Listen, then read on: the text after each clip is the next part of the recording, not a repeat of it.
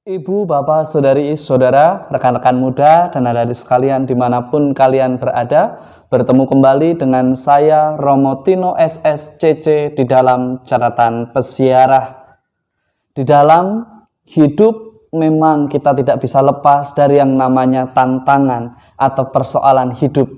Tetapi ketika kita menjalani di dalam persiaran hidup kita, di dalam ketaatan akan Allah, berarti kita sudah mempersembahkan pujian dan syukur kita atas berkat dan rahmat Allah yang telah kita terima di dalam persiaran hidup kita. Sebelum kita mendengarkan permenungan dari catatan pesiarah, marilah kita membuat tanda kemenangan Kristus. Dalam nama Bapa dan Putera dan Roh Kudus. Amin. Allah Bapa yang Maha Pengasih, Putra-Mu telah mengorbankan dirinya untuk keselamatan kami. Semoga kami selalu mentaati perintah-perintahnya dengan rela berkorban bagi sesama dengan tulus dan jujur di dalam persiaran hidup kami. Demi Kristus pengantara kami. Amin. Ibu, bapak, saudari, saudara, rekan-rekan muda, dan adik-adik sekalian yang terkasih, sebagaimana terungkap di dalam doa pembuka, semoga Tuhan membuat kita jujur dan tulus ikhlas di dalam perjalanan hidup kita. Hal ini mau mengatakan dan mengingatkan kepada kita semua sebagaimana dikatakan dari kitab Putra Sirak yang hari ini menjadi bahan permenungan bagi kita semua.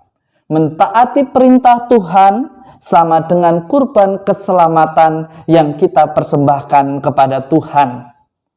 Tuhan mengendaki kita untuk hidup di dalam kejujuran dan keikhlasan. Dia mengendaki bukan hanya sekedar ungkapan doa, bukan hanya sekedar untaian pujian dari kata-kata, tetapi Tuhan mengendaki doa yang disertai dengan perbuatan. Menyampaikan doa syukur ialah selalu mentaati perintah Tuhan di dalam persiaran hidup kita.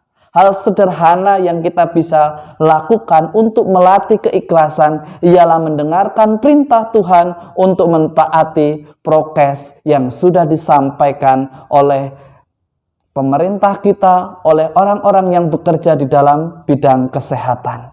Menaati prokes akan membawa sukacita dan selamat bagi banyak orang. Di sisi lain juga kita diajak pentingnya nilai kejujuran di dalam hidup kita. Seringkali kita ingin berbohong hanya supaya bisa masuk dalam lokasi atau masyarakat tertentu. Karena kita takut disuruh isolasi mandiri, kita takut harus mengurung diri, kita takut harus isolasi mandiri. Ada banyak ketakutan yang akhirnya membuat kita berbohong. Dan akibat dari kebohongan itu ialah ketidakselamatan atau banyak orang terancam keselamatannya karena ketidakjujuran kita. Hal sederhana ini mestinya kita harus jalani. Tentu ada tantangan, ada masalah di sana, atau mungkin kita dicaci atau diejek oleh orang lain yang mengatakan bahwa kita sok jujur, sok suci, sok rajin dan ini itu. Tetapi kita diajak untuk terus belajar, untuk terus berani mewartakan kebenaran di dalam kejujuran dan keikhlasan.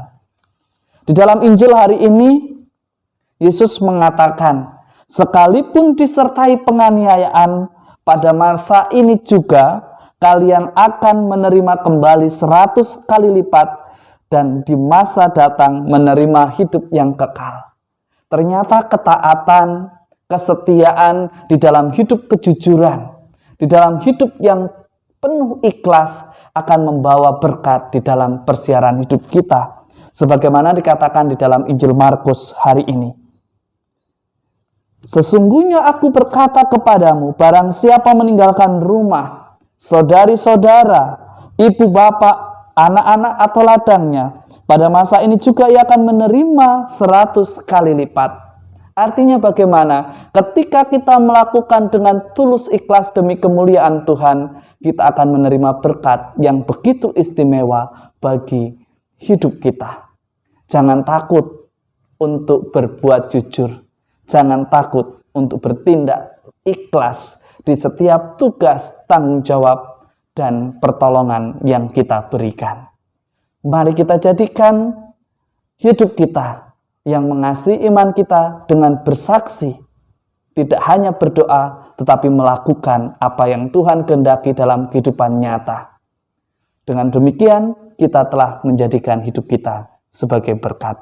Semoga berkat Tuhan senantiasa melindungi dan memberkati kita, Bapa, Putra, dan Roh Kudus. Amin. Ibu, Bapak, Saudari, Saudara, rekan-rekan muda, dan adik-adik sekalian yang terkasih, hidup jujur dan ikhlas menjadi sesuatu yang mahal. Tetapi bukan berarti sesuatu itu tidak mungkin. Kita mungkin melakukannya jika kita ada kemauan, ketika kita ada niat untuk melakukannya dan menghadirkannya di dalam kehidupan nyata kita. Selamat beraktivitas, Tuhan memberkati. Amin.